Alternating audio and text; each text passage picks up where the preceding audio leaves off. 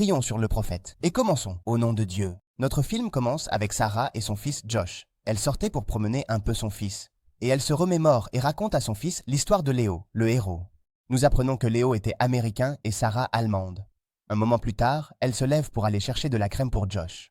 Soudain, elle entend le bruit d'un avion au-dessus d'elle et son visage devient pâle. Elle commence à trembler et se souvient de la dernière mission qu'elle a effectuée avec son amoureux Léo. Et hop, ce pauvre garçon passe à côté d'elle pour récupérer le ballon. Et là, chère amie, tu ne vois que la lumière. Elle devient folle et se met à frapper. Elle était sur le point de l'achever. Et heureusement, elle reprend ses esprits à la dernière seconde, prend ses affaires et rentre directement chez elle. Elle avait consacré sa vie à son fils Josh et vivait avec le souvenir de Léo, son mari. Après un certain temps, elle se rendit à l'ambassade pour déposer une demande de visa, car elle avait trouvé un emploi en Amérique. Elle s'est dit que ce serait aussi l'occasion pour Josh de rencontrer la famille de son père. Elle reçoit un message d'un journaliste qui lui dit qu'il a de nouvelles informations sur l'incident en Afghanistan. Il lui demande de regarder la vidéo qu'il a envoyée, c'est urgent, et il lui demande si elle reconnaît quelqu'un dedans. Quand elle se tourne pour voir Josh, elle est surprise de constater qu'il n'est pas à côté d'elle. Elle commence à l'appeler et à le chercher, jusqu'à ce qu'elle le trouve debout, au loin, et elle lui dit de ne plus jamais s'éloigner d'elle. Elle continue de dire à Josh qu'ils vont partir vivre en Amérique. Elle arrive au consulat américain et enregistre son entrée avec Josh. Elle remarque qu'il y a une caméra. À chaque étape et à l'intérieur du bâtiment, elle dépose toutes ses affaires, prend son dossier et entre pour s'asseoir dans la salle d'attente afin de patienter pour son tour dans la file. Mais le petit Josh n'était pas à l'aise et ne cessait de bouger. Alors elle se lève et va demander à l'employé quand ce sera leur tour, car le petit est agité et la fatigue. L'employé lui indique qu'il y a une salle de jeu pour enfants au bout du couloir. Et bien sûr, dès que Josh voit les jeux, il demande à Sarah de le laisser un moment. Elle accepte et va se prendre un café. Peu après, elle entend qu'on appelle son numéro au guichet 6. Elle se lève pour aller chercher Josh. Et en chemin, elle voit ces deux personnes. Ils avaient l'air de préparer un mauvais coup, mais elle n'y prête pas attention. Dès qu'elle entre dans la salle de jeu, elle est choquée de ne pas trouver Josh. Elle a peur et lui dit que ce n'est pas le moment de jouer, de sortir mon chéri. Mais il n'y a pas de réponse. Personne ne lui répond. Et elle continue de chercher partout. Mais malheureusement, il n'y avait aucune trace de Josh. Elle commence à ressentir de la panique et court rapidement vers la sécurité. Et quand elle ne trouve aucune aide de leur part, elle leur dit qu'elle veut voir leur supérieur. Monsieur Eric arrive et lui fait savoir qu'il est le responsable de la sécurité de tout l'endroit, accompagné de Donnie, son assistant. Il écoute tout ce qui s'est passé et apprend que son fils n'est pas là. Il l'accompagne personnellement pour chercher dans tous les bureaux, essayant de la calmer. Et lui dit « Moi aussi, j'ai peur pour ma fille, Hélène. Si votre fils est ici, il est sûrement en sécurité. Ne vous inquiétez pas, madame, car il n'y a qu'une seule porte de sortie. Et s'il y est allé, il est impossible qu'il en sorte seul. » Elle lui dit « Mais j'ai vu une autre porte de sortie. » Et elle se souvient des deux personnes qui étaient nerveuses dès qu'elles l'ont vue. Alors, il l'accompagne. Eric lui dit qu'il est impossible que cette porte s'ouvre, car c'est une zone de sécurité renforcée. Elle se faufile, et soudain, elle trouve quelqu'un en face d'elle. Alors, elle ferme rapidement sa bouche et lui demande quelle langue elle parle. La fille se calme et lui répond. Puis, elle lui pose une question. « Sarah, tu n'as pas vu le petit ici ou là ? » « Mon fils a été enlevé de la salle de jeu. En cherchant dans son sac, elle trouve un sac avec des bijoux, mais on frappe à la porte. Alors Sarah lui dit « Ces deux-là, ne me dis pas qu'ils sont ici. » Et en effet, elle ouvre et prend les affaires sans dire qu'elles sont à l'intérieur. Et quand elle lui a demandé pourquoi elle n'avait pas informé la sécurité, elle a répondu qu'elle l'avait fait. Mais il y a quelque chose de louche qui se passe ici. Il semble que ceux qui ont enlevé sont de la consulat. Alors elle lui dit qu'elle est ici depuis 2 mois et qu'elle peut l'aider jusqu'à ce qu'elle retrouve son fils, en échange de l'aide de Sarah pour sortir d'ici. Quant à Eric, il dit à sa supérieure qu'il a l'impression qu'elle n'est pas nuisible. Elle pourrait vivre dans l'illusion, mais son visage n'est pas celui de quelqu'un de nuisible. Elle lui a dit que nous n'allons pas permettre à une membre des forces spéciales de se promener dans notre quartier général comme ça.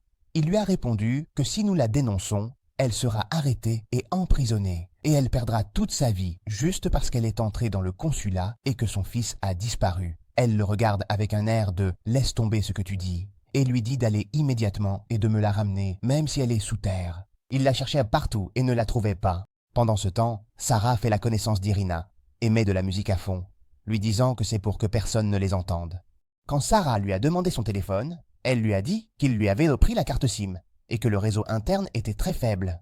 En plus, il sécurise très bien les réseaux sans fil. Elle lui demande « Es-tu une réfugiée politique ?» Elle laisse rester silencieuse un moment, puis lui a dit « Tu peux dire quelque chose comme ça ?» Et elle lui explique que l'endroit où elle se trouve ne contient que des salles de stockage et des appartements pour les invités. Sarah lui demande alors à propos des bâtiments à côté d'eux. Elle lui a dit que c'était un centre de soins pour enfants et employés, et qu'il y avait aussi un entrepôt à côté. Et quand elle lui a demandé pourquoi l'entrepôt, elle lui a répondu que s'il voulait déplacer quelqu'un ou faire passer quelqu'un en contrebande, il n'y avait pas d'autre option que l'entrepôt. Elle lui a dit de se diriger immédiatement vers l'entrepôt et elle tombe sur un agent de sécurité. Sarah le maîtrise et ne le lâche que lorsqu'il est inconscient. Irina est impressionnée par ce que fait Sarah et lui dit que grâce à ses compétences, elle a décidé de l'aider pour qu'elle puisse l'aider en retour, ce qui la surprend. Elle lui demande comment se fait-il qu'il n'ait pas fermé les sorties, ni même annoncé un état d'alerte. Ils auraient dû nous voir sur les caméras et elle réalise que les caméras sont hors service. Ensuite, elles continuent leur chemin pour se rendre à l'entrepôt. Dès qu'elle sent que quelqu'un arrive, elle se cache rapidement avec Irina et se remémore les jours de guerre, devenant très nerveuse et son anxiété est visible. Quand Irina lui demande pourquoi elle est si triste, elle lui répond qu'elle mange des falafels et qu'elle se sent oppressée. « Ne t'inquiète pas pour ça, concentrons-nous sur ce que nous avons à faire. » Ensuite, elle se précipite vers le bureau dans l'entrepôt et apprend que la dernière voiture est partie à 1 heure et que Josh, son fils, a disparu à 2 heures. Cela signifie, mon cher, qu'il est toujours là et n'a pas été déplacé. Elle apprend également que la prochaine voiture partira dans 1 heure et lui dit qu'elle doit rester ici. Irina lui a dit non. Et qu'est-ce que je vais faire ici? Elle lui a dit qu'elle la ferait sortir dans la prochaine voiture. Et elle remarque une armoire avec l'inscription « Collecte, Glenville ». Et c'est le même nom qui était sur le sac avec les 2 qu'elle a vus. Elle court rapidement et ouvre le placard. Et en effet, elle trouve le sac et découvre qu'il contient une grande quantité de drogue.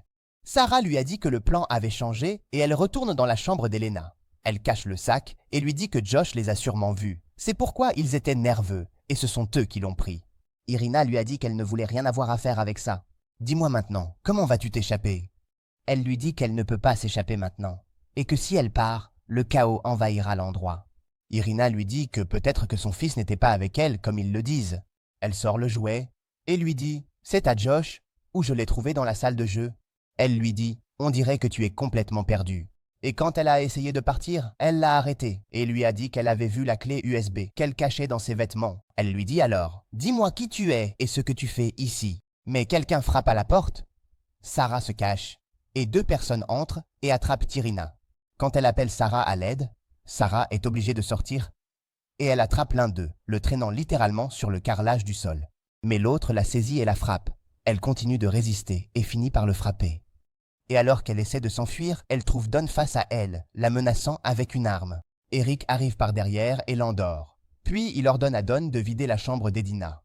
Sarah continue de penser à son mari et à son fils. Et lorsqu'elle reprend conscience, elle les voit devant elle. Elle leur dit que son fils a disparu et qu'ils le savent mais font semblant de ne pas savoir. Debra lui dit de se calmer un peu et lui explique qu'elle a appelé maman. Elle lui explique également qu'elle est au courant de son état psychologique, qu'elle souffre de dépression et qu'elle a des crises de délire. Mais Sarah leur a dit qu'elle n'écouterait pas ce qu'ils disent. Elle sait qu'ils essaient de gagner du temps jusqu'à ce que la voiture emmène son fils et parte avec lui. Alors Eric lui montre l'enregistrement des caméras.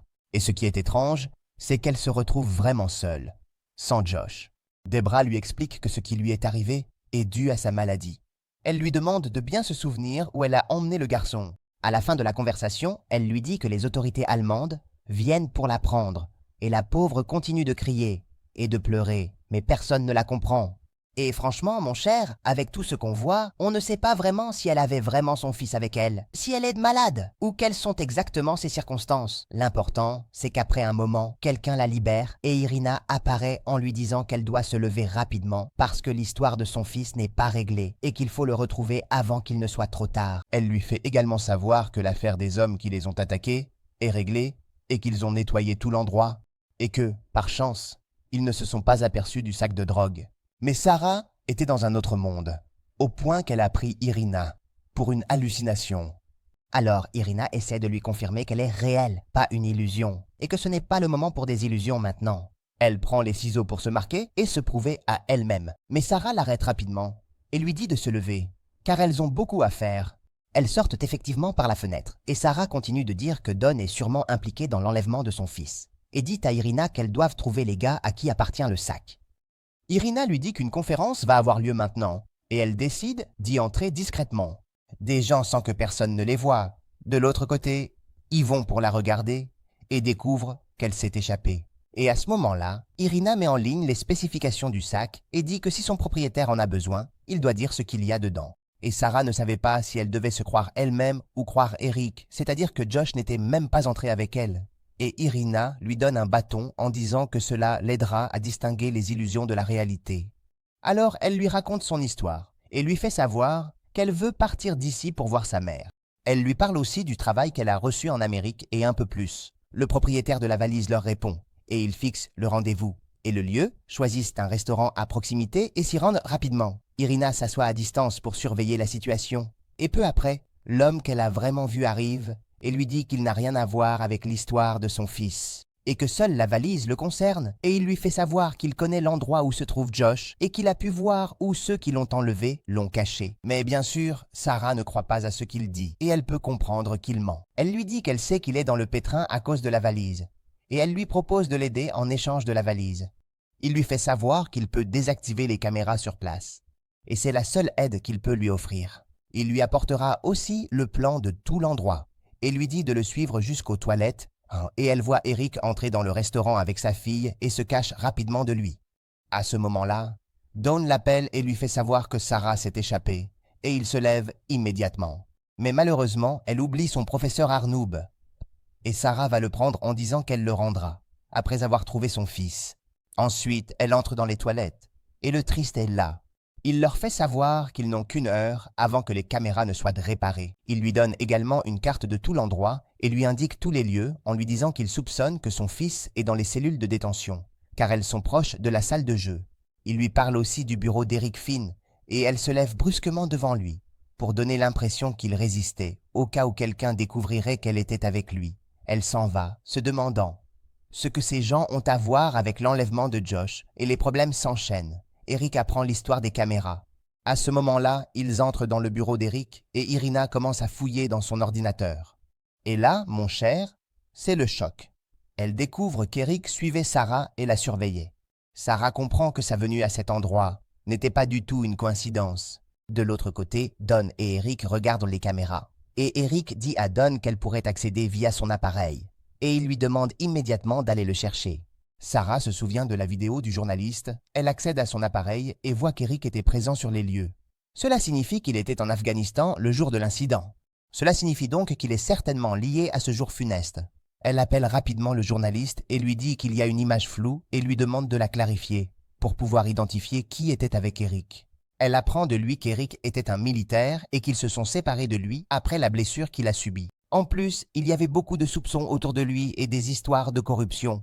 Et il lui donne alors la grande surprise qu'Eric a joué un rôle dans l'accident qui leur est arrivé. À ce moment-là, elle voit Jessie venir, mais Sarah était déterminée à voir la photo après que le journaliste l'ait modifiée, et elle continue d'attendre. Et voilà, il était déjà en train d'entrer, et il se dépêche de partir pour s'échapper, avant qu'il ne les voie. Mais malheureusement, il les voit, et ils commencent à se battre. Un peu. Mais à la fin, ils réussissent à s'échapper, et Sarah sort de l'endroit par lequel elle était descendue auparavant. Et dès qu'elle allume l'ordinateur, la surprise est qu'elle découvre vraiment qu'il faisait partie des personnes qui sont mortes. Et elle se souvient de ce jour terrible et décide qu'elle doit retourner à l'entrepôt. Irina lui a dit « Maintenant que nous sommes enfin sortis, ceux qui sont avec nous ont une dette envers nous. Et bien plus encore. » Mais Sarah savait que si elle sortait sans son fils, elle ne pourrait jamais le revoir. Elle prend ses affaires et se dirige vers l'entrepôt, disant à Irina de partir et de laisser le reste à elle. Elle lui dit qu'elle continuera seule et que si elle survit, elle ira la voir. Elle la remercie pour tout ce qu'elle a fait pour elle et lui assure qu'elle trouvera des hommes pour la protéger jusqu'à ce qu'elle monte dans la voiture. Ainsi, elle sera rassurée d'être en sécurité. Et en effet, elle fait cela et tout le monde se dirige vers Sarah. Elle continue de résister et de fuir d'un endroit à l'autre jusqu'à ce qu'elle trouve Eric devant elle et ils commencent à se battre violemment. Mais elle parvient tout de même à se libérer de lui à la dernière seconde. Et alors qu'elle est sur le point de l'achever, il lui dit qu'il n'est pas avec eux. Et s'il m'arrive quelque chose, oublie de revoir ton fils. Elle réalise alors qu'elle a découvert tout sur lui et qu'il a joué un rôle dans le massacre qui a eu lieu. Et quand elle ne trouve aucun moyen de lui faire dire où est son fils, elle le frappe, s'enfuit et continue de chercher partout. Mais malheureusement, elle n'a pas pu retrouver Josh. Alors une idée lui vient à l'esprit. parce que la caméra est enfin réparée et elle ne pouvait pas continuer à chercher. Elle fabrique un dispositif elle-même, le lance, et boum, une explosion se produit, ce qui les met tous en état de tension. Et bien sûr, Eric ne voulait pas signaler l'incident, mais la situation lui a échappé. Et Debra apprend l'explosion et lui dit de faire ce qu'il faut. Et bien sûr, la première chose à faire est d'évacuer tout le lieu. De l'autre côté, Sarah va voir Hélène, la fille d'Eric, et lui dit que son père veut la voir, mais elle refuse d'abord. Mais quand elle voit Monsieur Arnoub, elle comprend qu'elle est avec son père, parce que c'est son jeu préféré. Alors, elle part immédiatement avec elle, et l'emmène dans la pièce sécurisée.